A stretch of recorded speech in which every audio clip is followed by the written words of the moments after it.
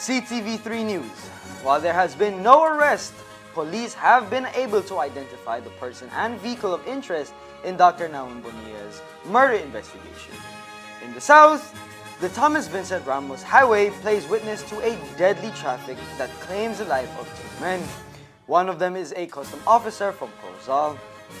A fatal shooting in Gardenia Village on Sunday night leaves one teenager dead and another hospitalized with serious injuries. And global oil prices are falling, but the Belize Chamber of Commerce says Belizeans are not feeling the relief at the pumps. They demand answers from Prime Minister Briceño. These are some of the stories we have for you tonight in our newscast for Monday, June 1st, 2026.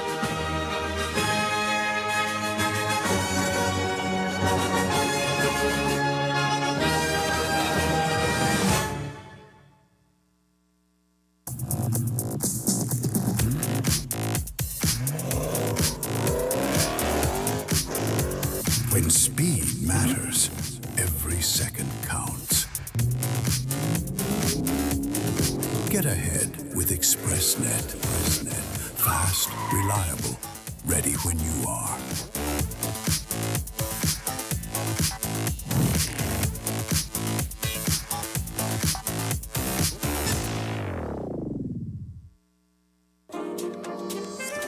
From whiskeys and wines to elegantly crafted cocktails.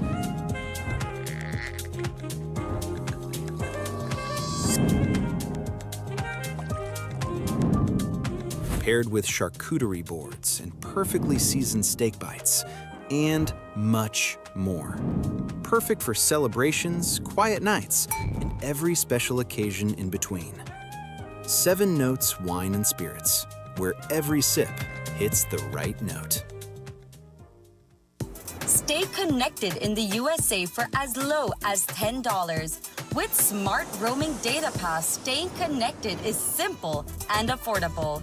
Get the data you need starting at 1,000 megabytes to stay connected to larger plans that keep you online while you travel across the USA.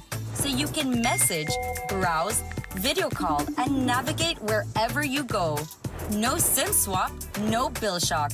Just simple, affordable pricing. Activate easily by dialing *100# using the Smart app or online. Smart Roaming Data Pass. Staying connected the smart way. Smart, bringing people together.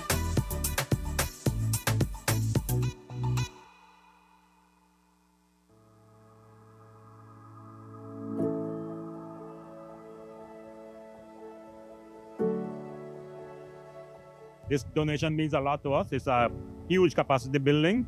We have a very good condition working ambulance that kind of expands our fleet. We already have one working ambulance, and we have another one now that doubles us. And we have one in repair, so we'll have about 3 or 4 ambulances available. Mr. Furr was kind enough to donate an X-ray machine, and that greatly increases our capacity as well to have X-rays done for our soldiers from various sports injuries and exercise-related injuries. And then we had a defibrillator from him as well, which again will help our doctors to assist not only soldiers, but patients from outside of the Ladyville community as well. We had the equipment, but we did not have the personality, like the professionals on board. So for that reason, to be in contact with the BDF medics, so I realized that just bring it together, and then it's about supporting my own country. Mr. Furr, your generosity demonstrates a profound sense of patriotism, compassion, and commitment to the development of Belize. Your willingness to support the Belize Defense Force reflects your understanding in that the security and well-being of our soldiers is vital to the security and the well-being of Belize.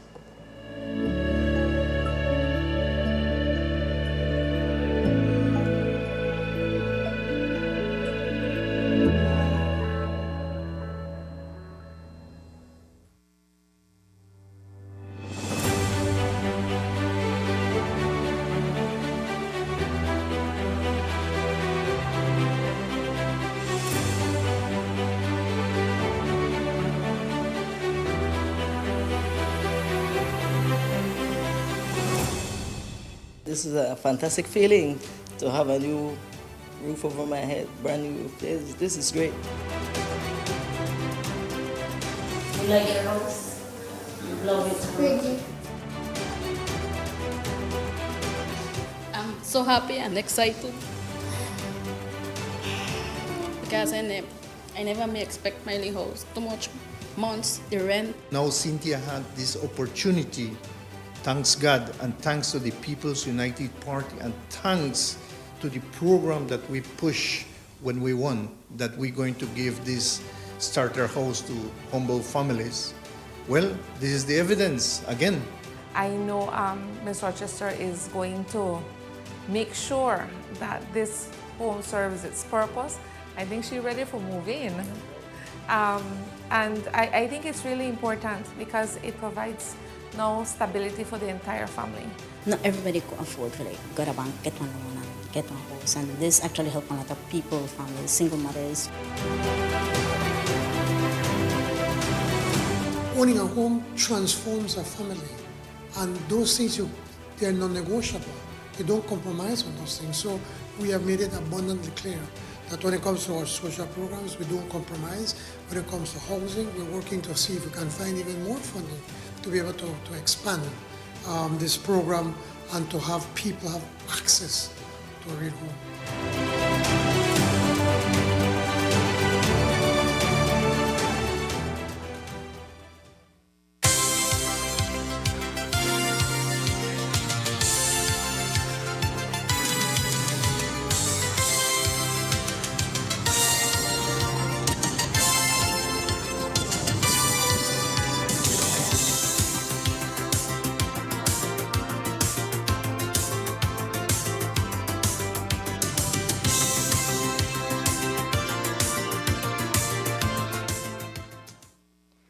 Good evening with your newscast, also simulcast on Fiesta FM 106.7.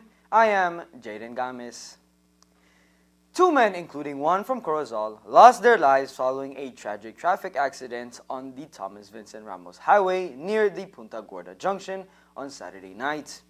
Police have identified the deceased as 51-year-old Willie Cruz, a customs officer from Corozal Town stationed in Independence Village, and a 26-year-old El Mercal, a laborer from Red Bank Village. According to Assistant Superintendent of Police Stacy Smith, preliminary investigations revealed that the incident was first caused when a Mazda Tribute driven by Annie August collided with a motorcycle being operated by Cal. The impact reportedly threw Cal from his motorcycle onto the roadway. Police say August brought his vehicle to a stop and exited to check on the injured motorcyclist. However, while the Mazda remained stationary on the highway, a second motorcycle ridden by Cruz reportedly crashed into the vehicle's open door. The collision threw Cruz from his motorcycle, causing severe injuries. Both Cruz and Kyle sustained fatal injuries.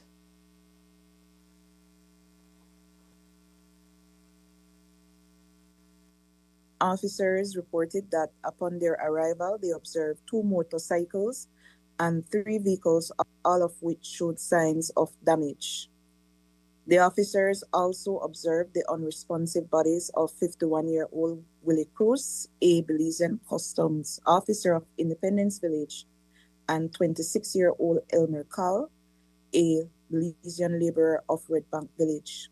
What the preliminary investigation suggests is that there was a collision, an initial collision, between the Mazda Tribute, which was being driven by Andy Agas, and a motorcycle being driven by Elmer Carl. This collision caused Carl to be flung from the cycle, and it is reported that Mr. Agas stopped his vehicle and went out to check on Mr. Carl. While Mr. Agas's vehicle was stationary on the road, it is reported that Mr. Cruz, who was traveling on a motorcycle, collided into the open door of Mr. Agas's vehicle, which too caused him to be flung, and both of these gentlemen succumbed to the injuries that they sustained. Police have since issued a notice of intended prosecution to Mr. and the others as the investigation continues.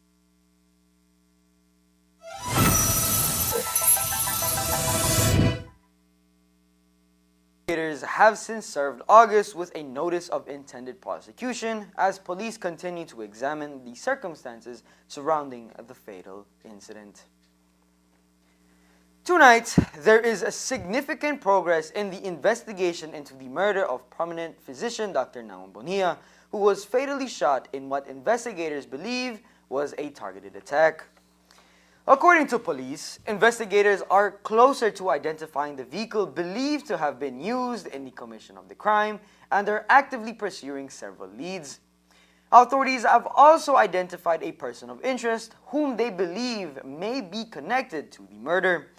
While officials have not disclosed further details as to a motive, police say efforts are now focused on locating and questioning the individual as part of the ongoing investigation. There are two motives that are being followed up on, and in the interest of not prejudicing the ongoing investigation, I would not disclose them. But what I will say is that we have made progress in relation to identifying a vehicle and a person of interest, and that matter continues to be pursued and pursued relentlessly.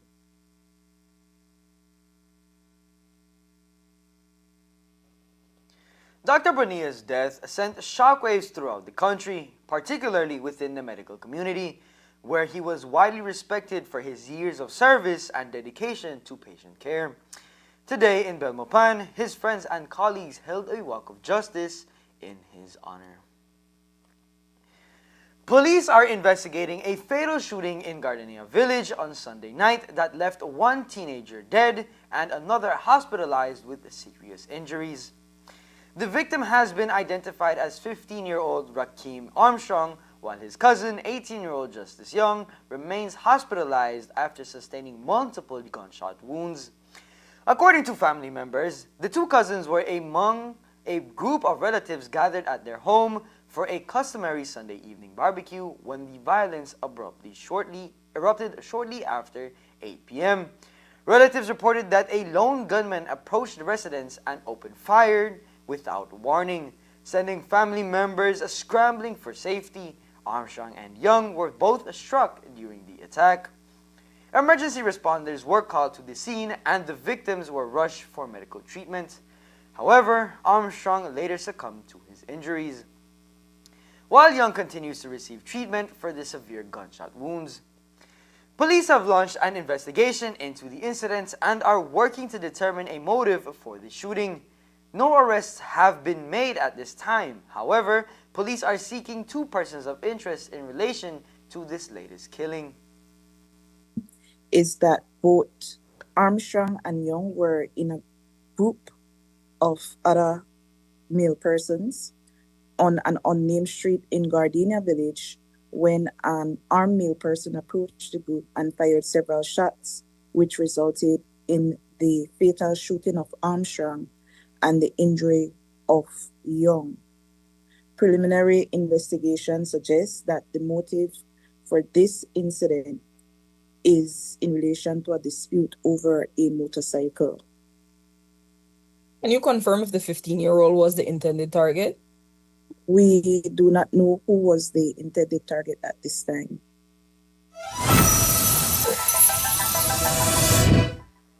Authorities are appealing to anyone with information that could assist the investigation to come forward and contact the police. Police are investigating two separate reports involving Belize Coast Guard Commander Rear Admiral Gregory Soberanis, including a shooting at his residence and a subsequent incident in which he claims he was threatened by an armed individual. According to reports by the commandant, his home was targeted by gunfire approximately 3 weeks ago while he was out of the country on official duty.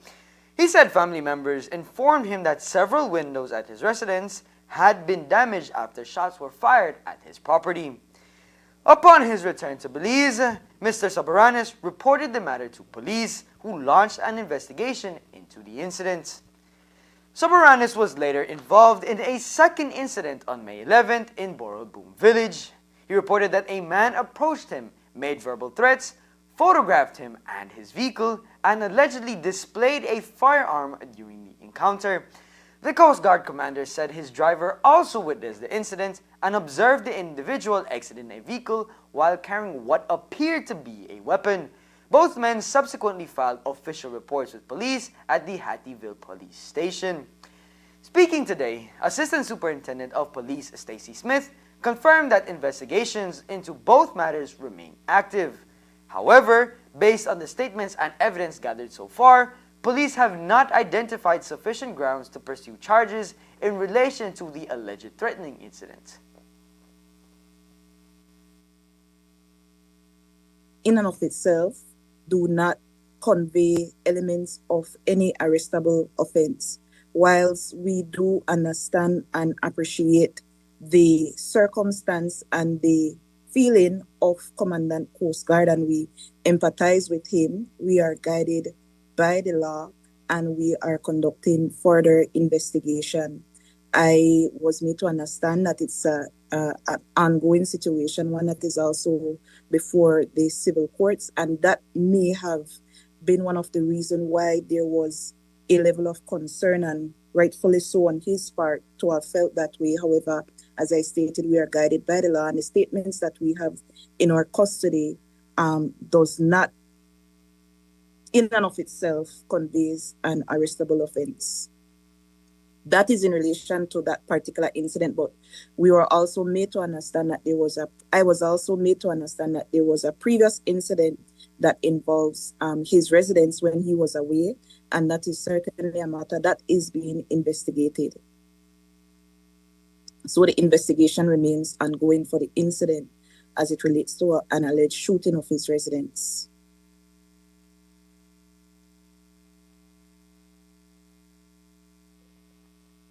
Smith added that the investigation into the shooting at Soberanis' residence is ongoing, with police continuing to gather evidence as they determine whether criminal charges can be brought. Now coming up next, political landscape heats up as prospective candidates step forward. In Corozal, it seems there will be a face-off as incumbent Mayor Rigo Veos makes a bid for his fourth-term candidacy, but Shajir Rogers is also eyeing the mayoral seat. Stay tuned.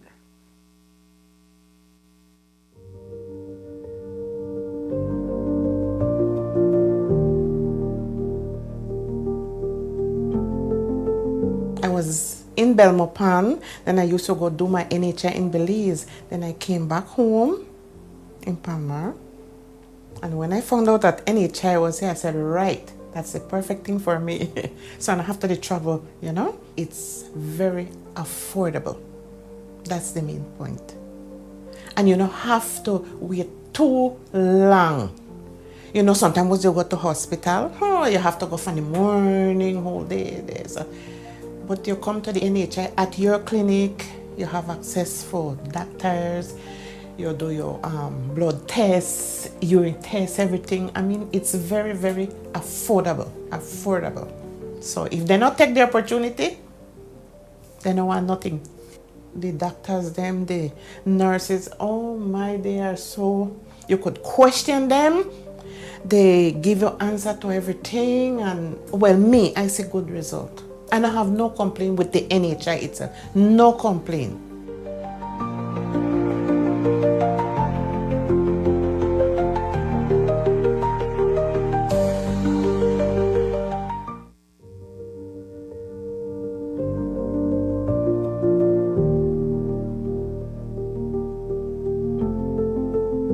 I'm getting older and I need more medical attention, and this is perfect for me, because previous to that I only went to the hospital if I had an emergency.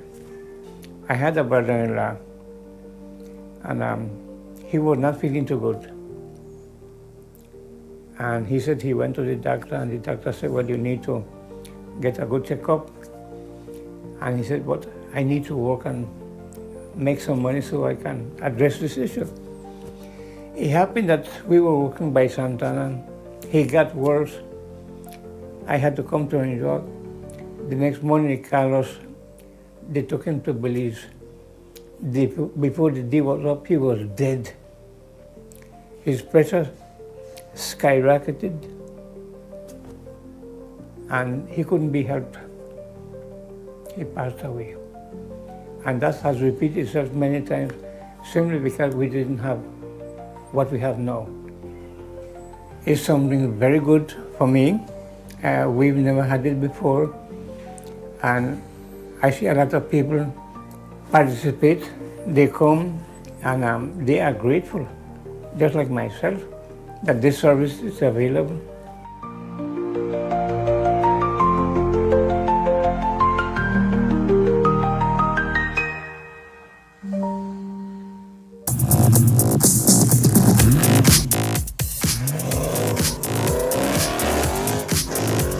When speed matters, every second counts.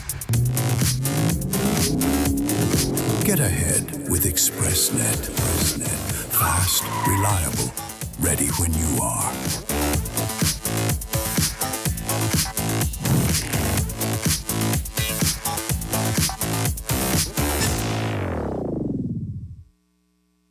Stay connected in the USA for as low as $10. With Smart Roaming Data Pass, staying connected is simple and affordable.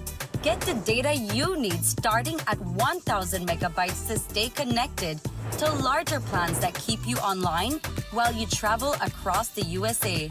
So you can message, browse, video call, and navigate wherever you go. No SIM swap, no bill shock. Just simple, affordable pricing. Activate easily by dialing *100# using the Smart app or online. Smart Roaming Data Pass. Staying connected the smart way. Smart, bringing people together.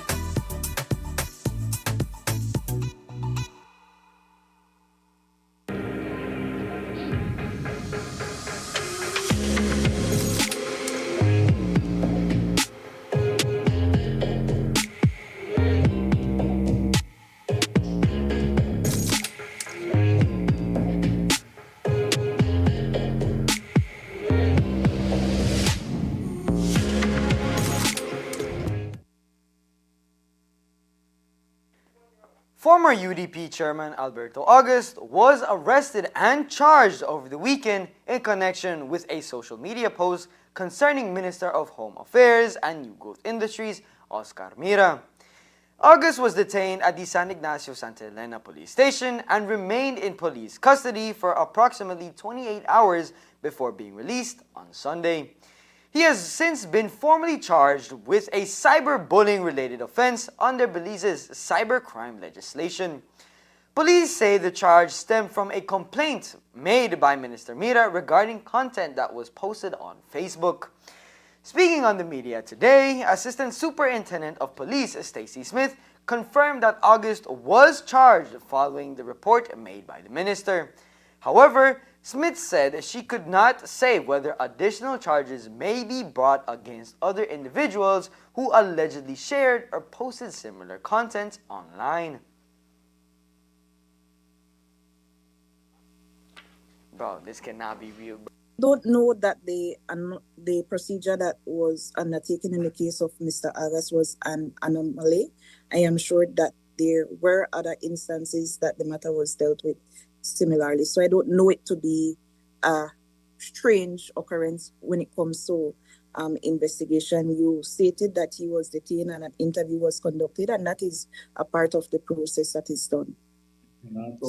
And the question that you pose is one that is better answered by the judicial process, which it is before now. No, it is for the court to decide whether the circumstances that are that form the basis of the charge meets the threshold. So I will not comment on that. I am not aware that any additional report was made, and a report would need to be made before an investigation is carried out. So that is the position on that. So Mr. Mira, who is the complainant, would have to make a complaint in every instance against these persons, isn't it? He made a complaint about what offended him. I would think the cybercrime unit, in its eternal vigilance, would see that other persons are making the same post and know that it has caused the minister, as he attested, ridicule and embarrassment. You stated that it has caused the minister ridicule and embarrassment. It is for him to put that in a statement. It is not for the police officers to assume. Yes, you can go by analogy that if the circumstances are the same and the same words are stated, that it can be assumed, but we are police officers. We're not in the business of assuming anybody's feeling. So I reiterate, a report will need to be made. And certainly there appears to be some nuance about such a circumstance, but I will leave it at that. August arrest has sparked discussion on the application of Belize's cybercrime laws and the extent to which social media users may be held accountable for content shared on online platforms.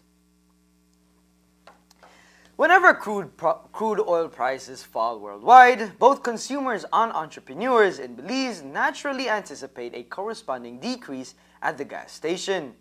But according to the Belize Chamber of Commerce and Industry, the BCCI, that is not the case, and in sight of this, the organization has recently intensified its calls for greater transparency from the government regarding fuel pricing mechanisms, issuing 2 letters to the Prime Minister and Minister of Finance John Briceño within the span of weeks.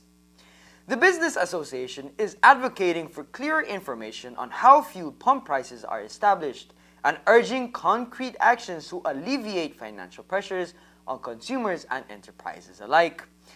In its initial correspondence, dated April 21st of 2026, the Chamber requested detailed insights into the factors influencing domestic fuel prices.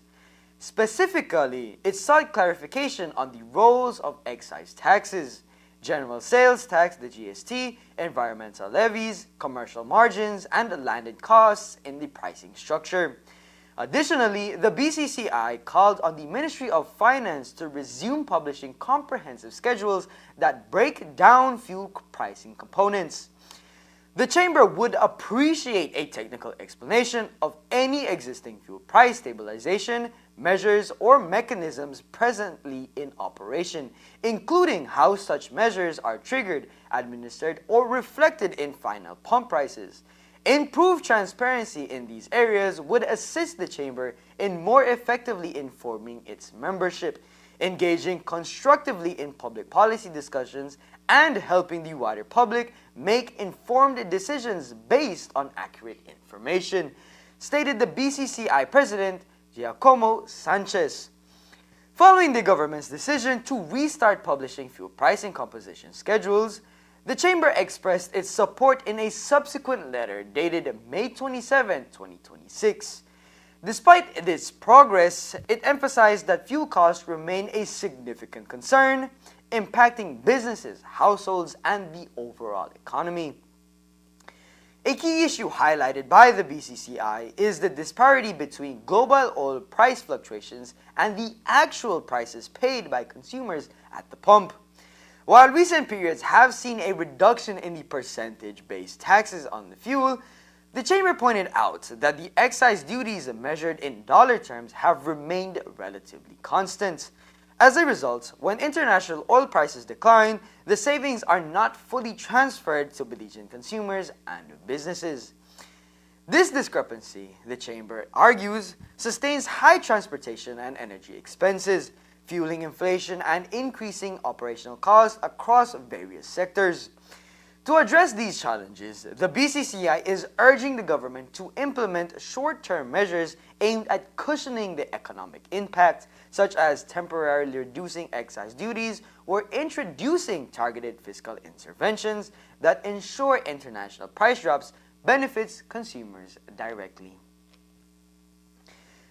In the lead-up to Belize's upcoming municipal elections scheduled for March 2027, the political landscape is already starting to heat up as prospective candidates step forward across various towns and cities. Although several months remain before voting day, signs of an increasingly competitive and dynamic electoral season are evident. Over recent weeks, social media platforms has become a hub of activity, with campaign posters, slogans, and early endorsement flooding platforms as hopeful mayors and town council candidates stake their claims.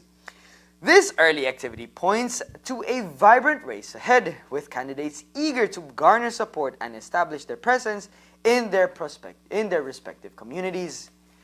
In Corozal Town, incumbent Mayor Rigo Veos has announced his candidacy, but all indications are he will face convention as Shajari Rogers has entered the race aiming to challenge the long-standing tenure of Veos.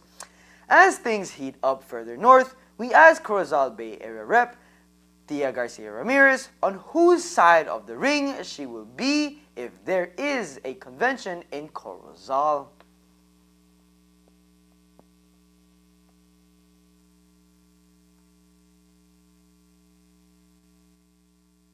Having really worked on his campaigns, I can say that he is a formidable candidate. But I also think that Mrs. Rogers Shahari is also a very, very good candidate.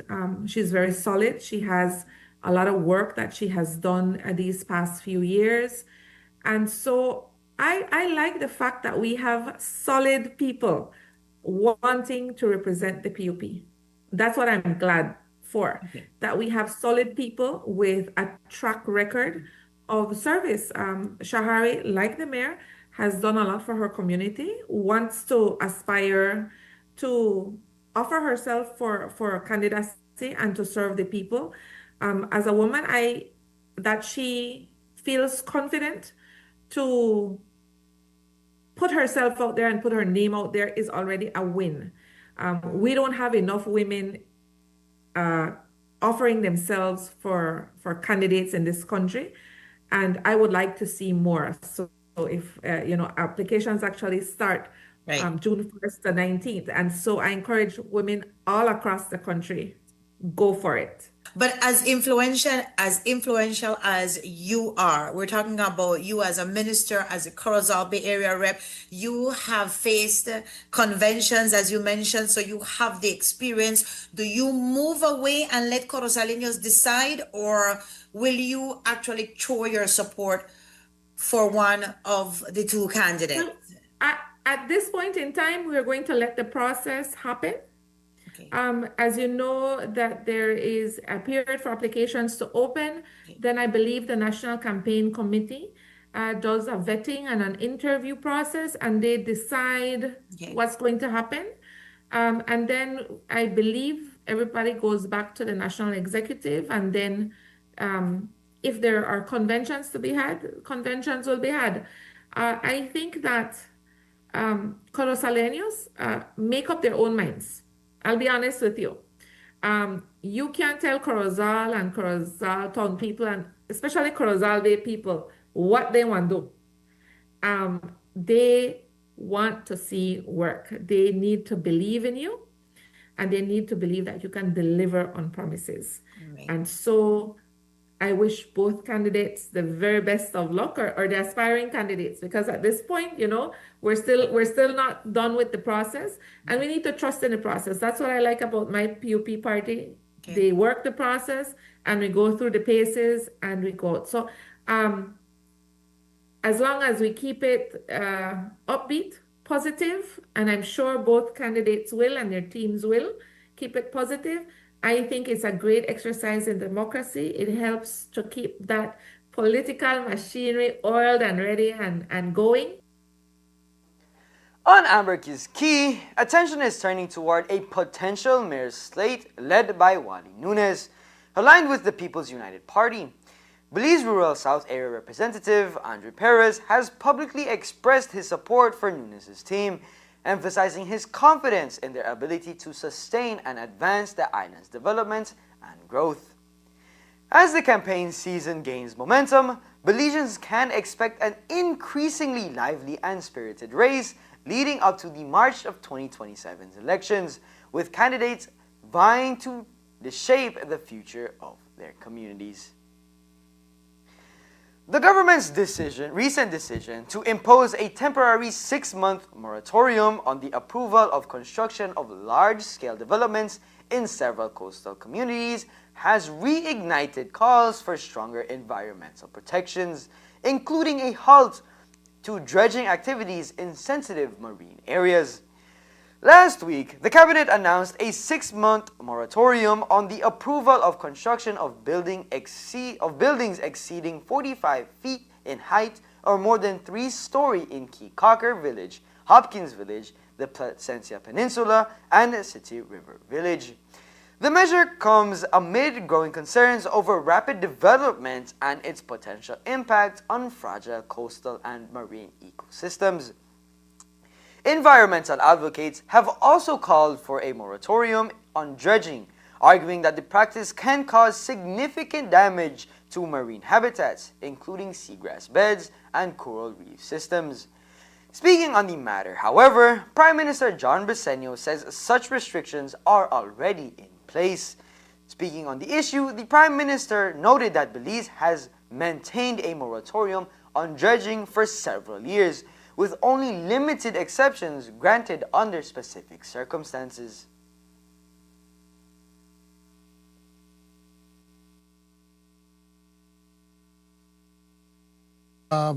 Ministry of Housing and also physical planning and them that we want to stop.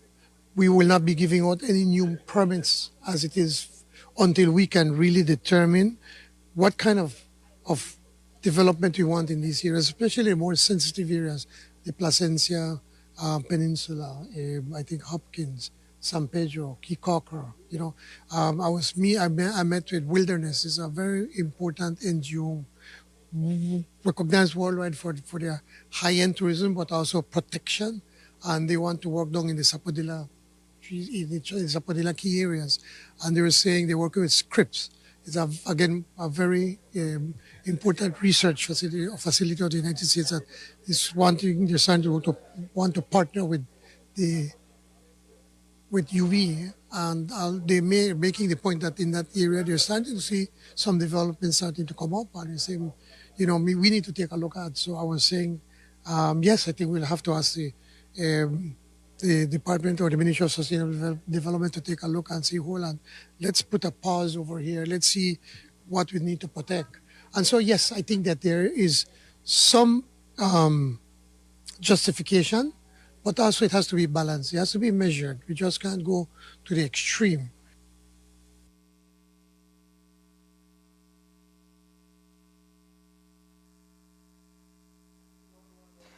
The 6-month construction moratorium is expected to provide authorities with time to review existing regulations and determine whether additional measures are needed to better manage development in some of the country's most environmentally sensitive areas. There is more news after the break. Stay tuned.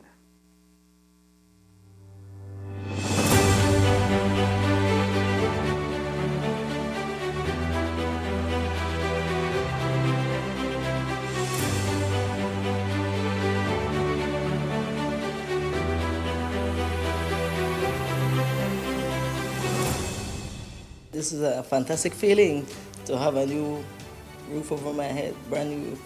This is great. You like your house? You love it? Pretty. I'm so happy and excited because I never may expect my little house. Too much months, the rent. Now Cynthia had this opportunity. Thanks God and thanks to the People's United Party and thanks to the program that we push when we won, that we're going to give this starter house to humble families. Well, this is the evidence again. I know Ms. Rochester is going to make sure that this home serves its purpose. I think she's ready for moving. And I think it's really important because it provides now stability for the entire family. Not everybody could afford to go to bank, get one loan and get one house. And this actually helps a lot of people, families, single mothers. Owning a home transforms a family. And those things they're non-negotiable. You don't compromise on those things. So we have made it abundantly clear that when it comes to our social programs, we don't compromise. When it comes to housing, we're working to see if we can find even more funding to be able to expand this program and to have people have access to a real home.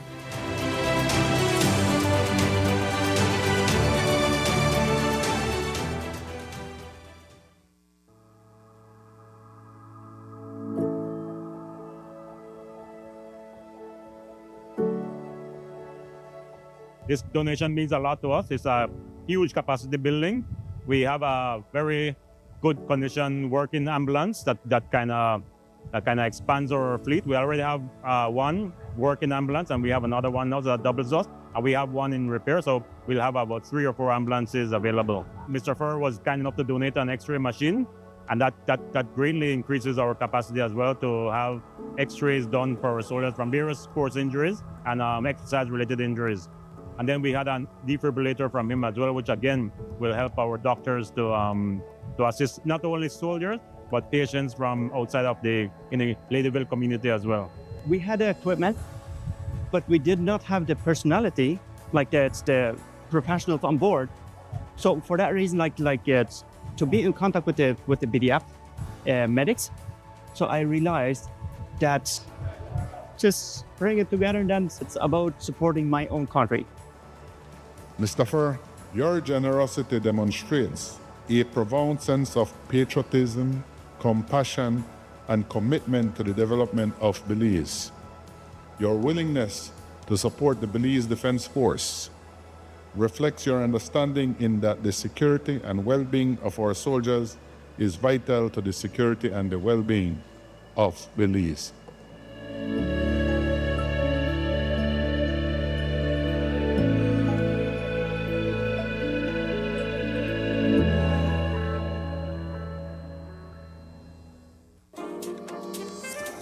From whiskeys and wines to elegantly crafted cocktails.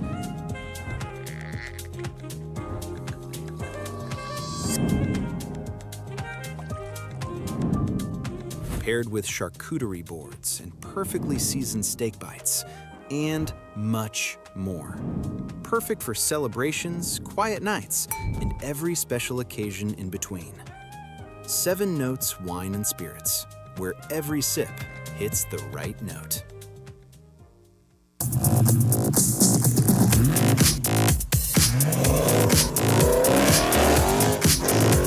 When speed matters, every second counts. Get ahead with ExpressNet. Fast, reliable, ready when you are.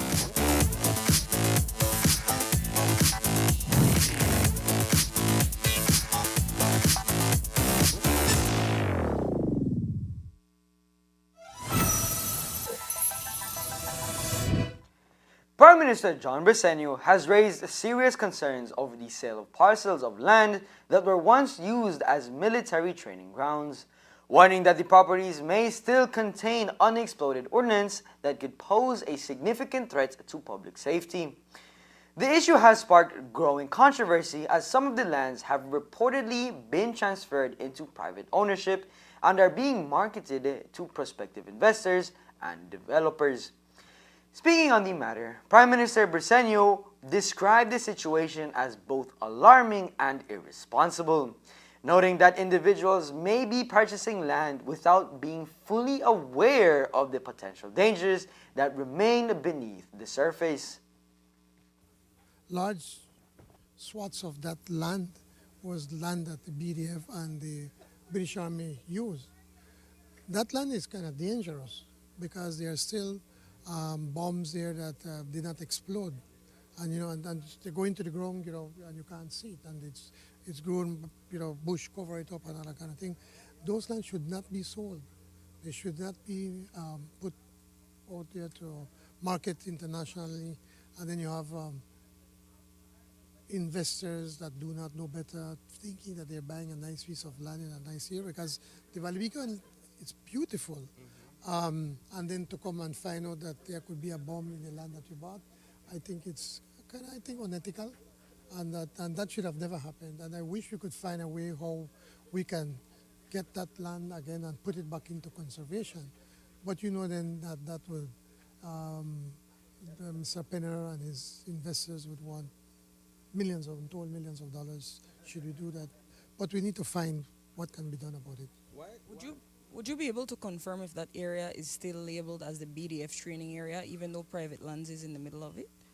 Well, it still is, but what we have to do, the BDF is, I think, if they can't continue to operate there, they'll have to find somewhere else. Because a lot of times they shoot live ammunition in that area, and if you have civilians walking in that area, they could get hurt, or God forbid, could get killed. So,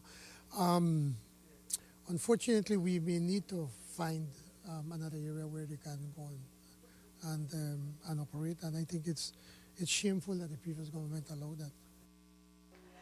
The Prime Minister's comments have brought renewed attention to the issue, with calls for thorough assessments of the affected parcels and measures to ensure that any hazardous materials are identified and removed before the lands are developed or occupied. Today marks the official beginning of the 2026 hurricane season, prompting renewed calls for preparedness across Belize. The National Emergency Management Organization, NEMO, emphasized the importance of taking proactive steps, noting that the ideal time to prepare was yesterday. They strongly encourage citizens who have yet to start their readiness activities to do so immediately.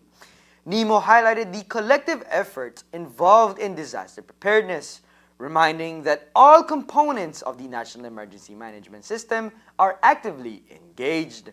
The Secretariat, along with officers at both headquarters and district levels, continue to support readiness initiatives for the National Emergency Operations Center and District Emergency Operations Center nationwide.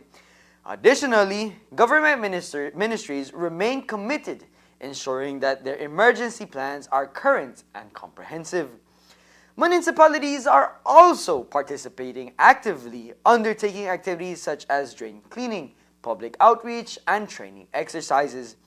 Organizations across various sectors are updating their business continuity plans to ensure resilience in the face of potential storms. Families are advised to review and update their family plans, prioritizing the safety of loved ones. NEMO urges all Belizeans to maintain their individual emergency plans and stay prepared. Key partners like the Belize Red Cross have maintained steady progress throughout the year and are ready to collaborate with NEMO and the public.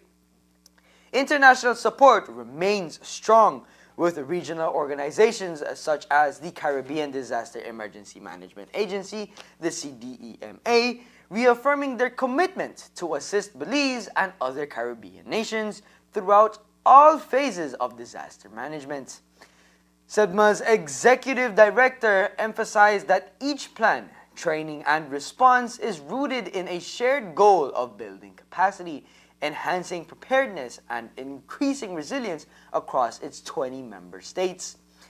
NEMO concludes by calling on all Belizeans to foster a spirit of cooperation, coordination, and partnership in their efforts to create a safer and more resilient nation during this hurricane season. And that's the news. We invite you to join us for another newscast on Tuesday, June 2nd, here on CTV3 News and Fiesta FM 106.7. Remember that to read a text version of the news, you can visit our website at www.ctv3belizenews.com. You can also log on to our Facebook page for current stories at facebook.com/CTV3BelizeNews, or you can visit our YouTube channel at CTV3 News BZ. From all of us here at CTV3 News, thank you for watching and listening, and have a splendid night.